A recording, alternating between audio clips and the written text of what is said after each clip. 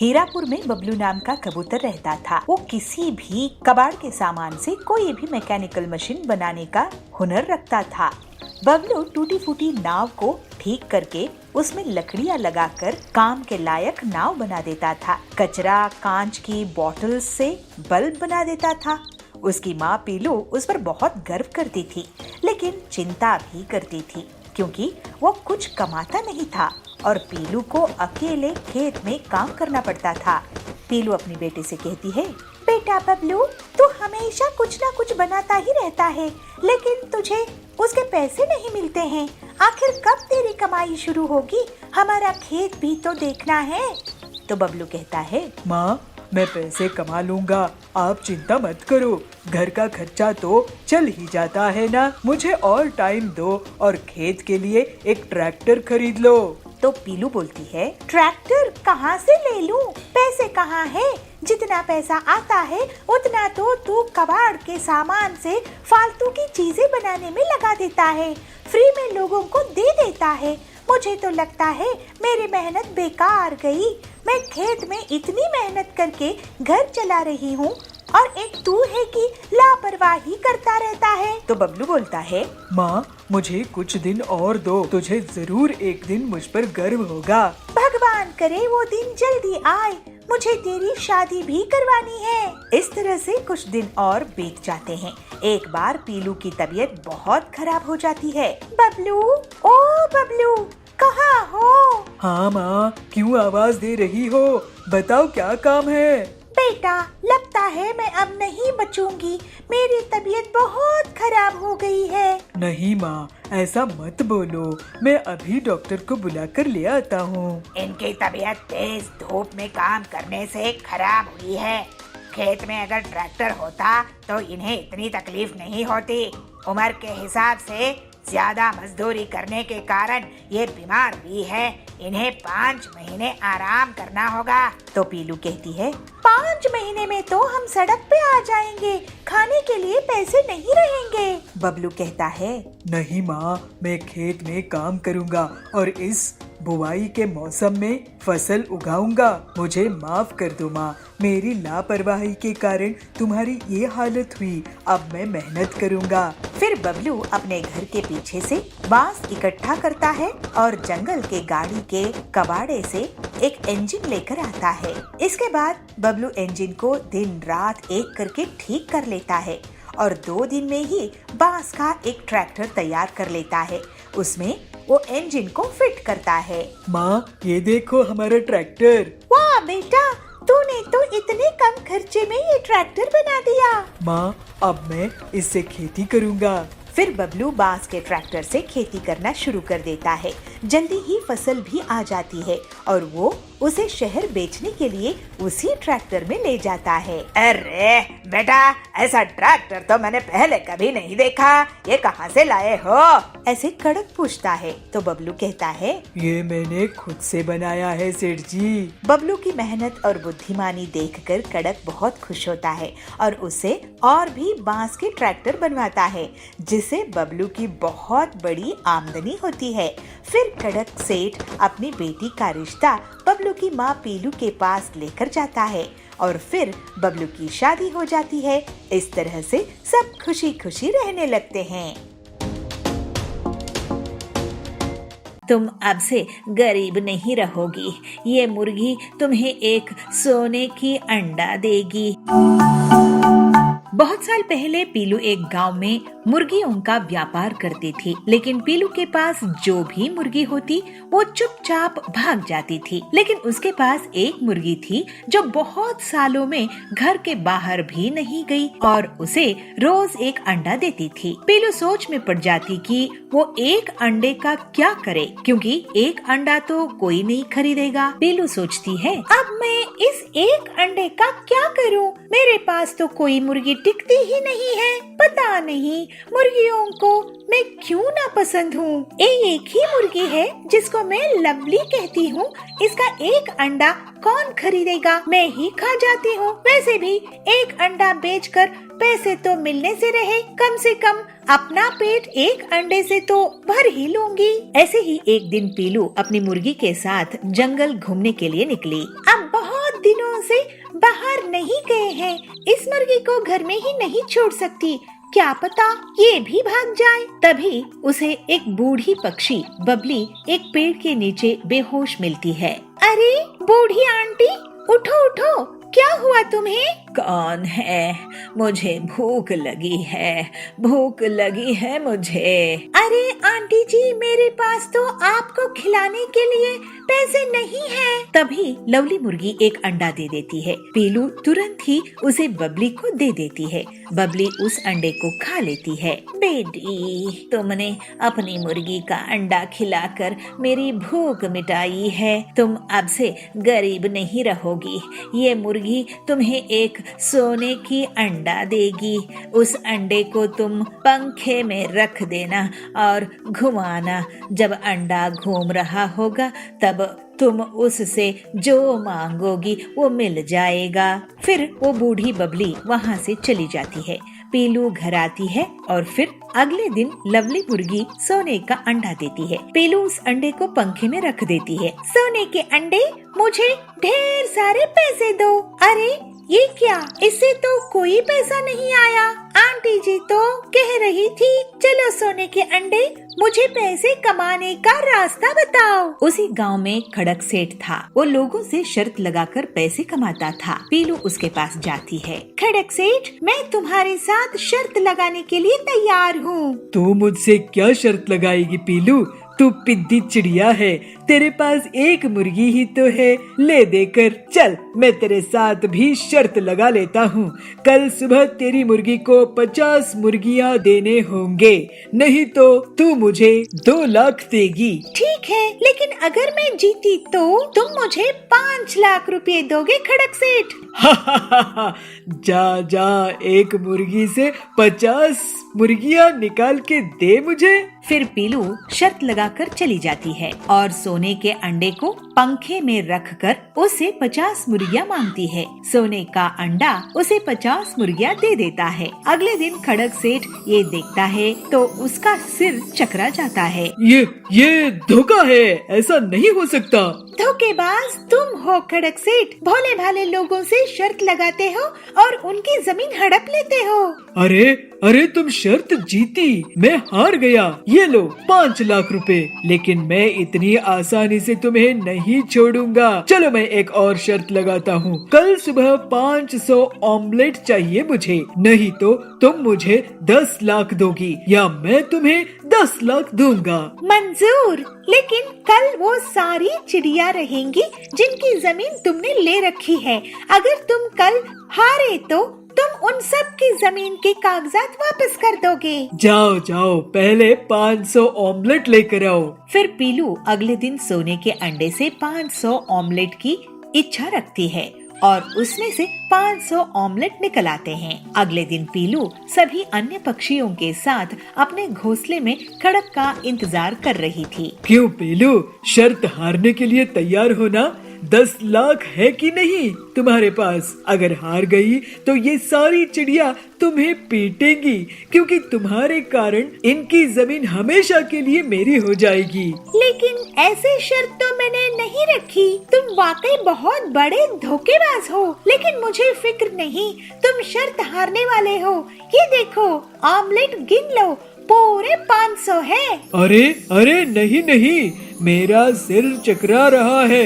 इतने सारे ऑमलेट। वो भागने लगता है, लेकिन सारे पक्षी उसको पकड़कर पीटने लगते हैं और अपनी जमीन के पैसे ले लेते हैं और पीलू को 10 लाख रुपए मिल जाते हैं। इस तरह से पीलू सबकी मदद करके खुशी खुशी रहने लगती है।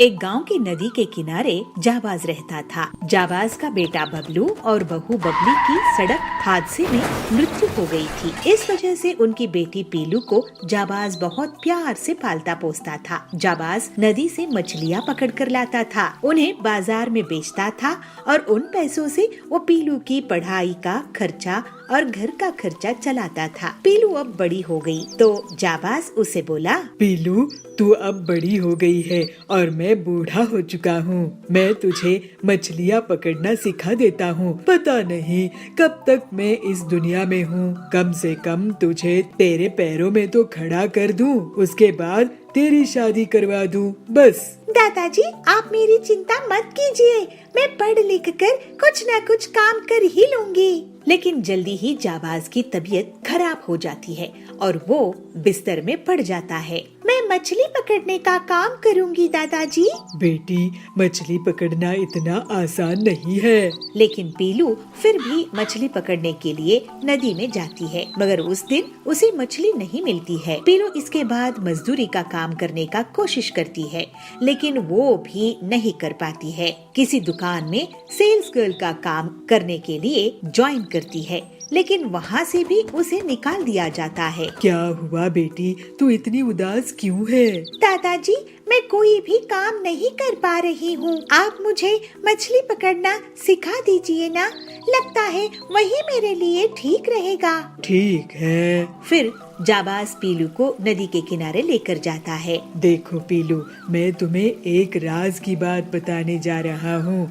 अब तक तुम्हें इसलिए नहीं बताया क्योंकि मैं नहीं चाहता था कि तू वो काम करो जो तुम्हें पसंद नहीं हो। ये एक खानदानी राज है जिसकी मदद से हम मछलियाँ पकड़ते हैं। ऐसा क्या राज है दादाजी? मछली पकड़ने के लिए मैं नूडल्स का इस्तेमाल करता हूँ। फिर जाबाज पीलू को नूडल्स से मछली पकड़ना सिखाता है। इस तरह से थोड़ी सी प्रैक्टिस के बाद पीलू मछली पकड़ने लगती है। इसके बाद पीलू खुद से मछली पकड़ने आ जाया करती थी। दादाजी देखिए, मैं ये पैसे कमा के लाई हूँ आज की मछली पकड़ने से।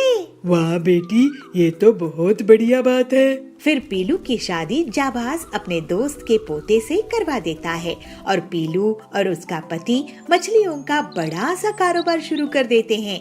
अब पीलू अपने परिवार में हंसी खुशी रहने लगती है। कालकपुर गांव के जंगल में बबलू टैक्सी चलाता था। उसकी पत्नी पीलू घर का काम करती थी। पीलू और बबलू भगवान विष्णु के भक्त थे, उनके पूजा करते थे और सुबह शाम उन्हीं के नाम का जाप करते थे। लेकिन गरीबी के कारण बबलू तो एक्स्ट्रा टाइम मेहनत करके पैसे कमाने पड़ते थे, लेकिन उसकी ये मेहनत कालू ऑटो वाले को पसंद नहीं थी। वो हर समय उसे नुकसान पहुंचाने के बारे में सोचता रहता था। ये ओवर टाइम करके अमीर हो जाएगा, इसको सबक सिखाना पड़ेगा। एक दिन पीलू कहती है, सुनिए जी, आप ओवर टाइम करते हैं, आपकी तबीयत खराब ना हो जाए, मुझे तो बहुत चिंता रहती है। हमारी गरीबी दूर करने के लिए ज्यादा पैसे कमाने पड़ेंगे, ज्यादा काम करना पड़ेगा, क्योंकि हमें पैसों की जरूरत तो रहेगी ना। जब अपने बच्चे होंगे उसके बाद उनकी स्कूल की फीस, हमारा घर का खर्चा।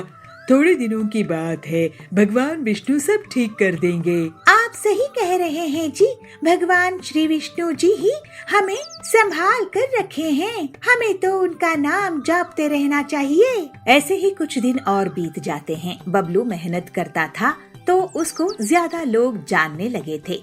ओवर टाइम में भी मुनाफा होने लगा।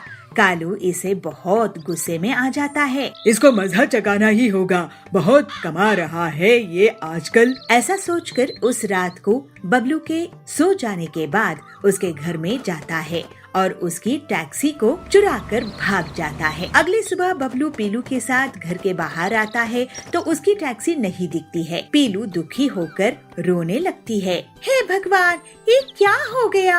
हम गरीब लोगों के साथ ऐसा नहीं होना चाहिए था। अब हम अपने घर का खर्चा कैसे चलाएंगे? बैंक से लिया हुआ टैक्सी लोन भी चुकाना बाकी है। हमें अब कुछ और रास्ता तलाशना होगा। सब श्री विष्णु जी की लीला है, उनकी जैसी मर्जी। हमें अपनी भक्ति में जरा सी भी कमी नहीं करनी चाहिए। आप ठीक कह रहे हैं जी, हमें भगवान की कृपा पर शक नहीं करनी चाहिए। उसके बाद पीलू और बबलू मजदूरी करने लगते हैं। कालू ये देखकर बहुत खुश हो जाता है और कर दिन रात मेहनत। बबलू मुश्किल से मकान मालिक को किराया देता है, बैंक वालों का लोन चुकाता है। ऐसे ही ज्यादा मेहनत करने से दोनों पति पत्नी बहुत बीमार पड़ जाते हैं। हे श्री विष्णु, अब हम आपकी सेवा कैसे करेंगे? हमें माफ कर दीजिए भगवान। तभी वहाँ भगवान श्री विष्णु प्रकट होते हैं। मेरे प्यारे भक्तों, तुम दुखी मत हो। तुम्हें बिना स्वार्थ के मेरी भक्ति की है। तुम्हारे दुख तकलीफ को मैं अब खत्म कर दूंगा। तुम दोनों हमेशा सुखी रहोगे। तुम्हारी परीक्षा अब खत्म होती है। मैं तुम्हारे दोस्त हरिया के जरिए तुम्हें मदद भेज रहा हूँ। ऐसे कहकर भगवान अंतर ध्यान हो जाते हैं। श्री विष्णु भगवान जी की जय हो। अगले दिन बबलू का दोस्त हरिया उसे अपने गैरेज में बुलाता है। बबलू, पीलू भाभी, मेरे पास पुरानी टैक्सी है। मैं अभी एक नई तकनीक सीख के आया हूँ, जैसे पुरानी गाड़ियों को जोड़कर उन्हें काम में लाया जा सकता है। मैं डबल टैक्सी तैयार कर दूंगा। हरिया भाई, मैं तुम्हें पैसा कैसे दे सकूंगा? मैंने पैसे कहाँ मांगे बबलू भाई, तुम टैक्सी चलाओ और जब करोड़पति बन जाओ तो पैसे दे देना। तो पीलू बोलती है, आपका बहुत धन्यवाद भाई साहब। भगवान विष्णु आपको हमेशा खुश रखे। जी भाभी, देखो बबलू डबल टैक्सी से डबल सवारी मिलेगी, मतलब एक ही बार में डबल कमाई। अब तुम्हें डबल शिफ्ट नहीं करने की जरूरत होगी। फिर हरिया डबल टैक्सी बनाता है और बबलू टैक्सी को ले जाकर जंगल में चलाने लगता है। ये देखकर कालू दंग रह जाता है। बबलू की डबल टैक्सी में बहुत सारी सवारी बैठ जाते थे। पीलू, देखो विष्णु भगवान जी ने कैसे हमें मुसीबत से बाहर निकाल दिए हैं। जी, हमारे तो वही सहारा है। अब उनकी सेवा और अच्छे से किया करेंगे। उनकी सुख में ही हमारा सुख है। लेकिन हमारी टैक्सी किसने चुराई होगी? मैंने चुराई थी टैक्सी। अब मैं तुम्हारी डबल टैक्सी में आग लगा दूंगा। ऐसे कालू बोलता है। लेकिन कालू जैसे ही आगे बढ़ता है, भगवान विष्णु का गधा उसे जोर से मारता है और वो बहुत दूर फेंका जाता है। जय भगवान विष्णु जी की। और फिर इस तरह से बबलू अपनी मेहनत से ज्यादा पैसे कमाने लगता है। उसके घर की गरीबी हमेशा के लिए दूर हो जाती है। थोड़े ही दिनों में उन्हें एक बेटा होता है, जिसका वो लोग बहुत अच्छे से ख्याल रखते हैं। अब सब खुशी खुशी रहने लगते हैं। माल नगर के जंगल में पीलू चिड़िया ऑटो चलाती थी। वो बहुत गरीब थी। उसके पास खुद का ऑटो नहीं था। वो कड़क सेठ के ऑटो को किराए से चलाती थी। लेकिन जितनी कमाई होती उसका आधा हिस्सा उसे खड़क सेठ को देना पड़ जाता था। पीलू अपनी माँ बबली और पिता टिल्लू के साथ रहती थी। बेटी पीलू, तू इतनी मेहनत करती है लेकिन घर में पैसा नहीं बचते हैं। देख, हमारे घर में इतनी दरारें आ गई है। अब तो बारिश का मौसम भी आने वाला है। अगर हमने घर रिपेयर नहीं करवाया तो पानी घर में आ जाएगा। क्या करूँ माँ, मैं जितना कमाती हूँ उसका आधा कड़क सेठ ले जाता है। लेकिन रिपेयरिंग का काम तो करवाना है, नहीं तो और मुसीबत हो जाएगी। पीलू अपनी सहेली सुंदरी के पास जाती है। बहन सुंदरी, क्या तुम मुझे कुछ रुपए उधार दे सकती हो? मुझे सीमेंट की बोरी खरीदनी है। बहन पीलू, मेरे चाचा हरिया की सीमेंट की दुकान है। वो तुम्हें सीमेंट बोरी आधे दामों में दे देगा। फिर पीलू अपनी सहेली के साथ हरिया तोते के पास जाती है। बेटी, मैं आधे दामों में सीमेंट की बोरी उनको ही दे सकता हूँ। 5,000 बोरी एक साथ खरीदे तो 1-2 बोरी को मैं इतने सस्ते दाम में नहीं दे सकता। ये सुनकर पीलू निराश हो जाती है और दुखी हो जाती है। अपने घर वापस आ जाती है। अगले दिन पीलू ऑटो चलाकर कड़क सेठ को पैसे देने के लिए जाती है। पीलू, अब से ये पुराना ऑटो तुम्हें चलाना होगा। मैं ये नया ऑटो अपने दोस्त के बेटे को चलाने के लिए देने वाला हूँ। पुराना ऑटो देखकर पीलू कहती है, लेकिन सेठ जी, ये तो पूरा कबाड़ा है। इसको मैं कैसे चला पाऊंगी? इसके टायर पंक्चर है, इसके टायर पुराने हैं और इसमें पूरी तरह से जंग लग चुकी है। ये टूटा फूटा है।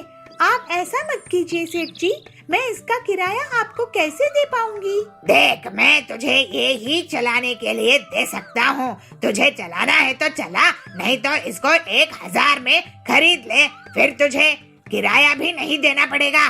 पीलू सोचती है कबाड़ा ही सही, खुद का ऑटो खुद का होता है। ये सोचकर पीलू कड़क को पैसे देकर उस खटारा ऑटो को ले आती है। मैं इस ऑटो को ठीक कर दूंगी। ऐसा सोचकर पीलू अगले दिन सुंदरी के पास जाती है, उसे कुछ रुपए उधार लेती है और फिर हरिया के पास जाती है और उसे 2 बोरी सीमेंट लेकर आती है। अब मैं इस ऑटो को सीमेंट का ऑटो बना दूंगी।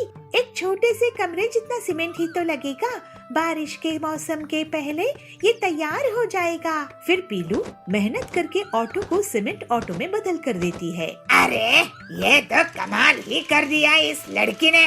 कबाड़ा ऑटो को सीमेंट का बना दिया, पहले से भी मजबूत। पीलू का ऑटो अलग होने की वजह से बहुत सवारियां मिलती है। जल्दी ही उसके पास इतना पैसा आ जाता है कि वो एक नया घर ही खरीद लेती है। माँ, पिताजी देखो, आज हमारे पास कितना सुंदर घर है। ये सब इस सीमेंट ऑटो की वजह से हुआ है। सीमेंट ऑटो नहीं बेटी, तेरी मेहनत और जज्बे की वजह से हुआ है। फिर पीलू अपने परिवार के साथ हंसी खुशी रहने लगी।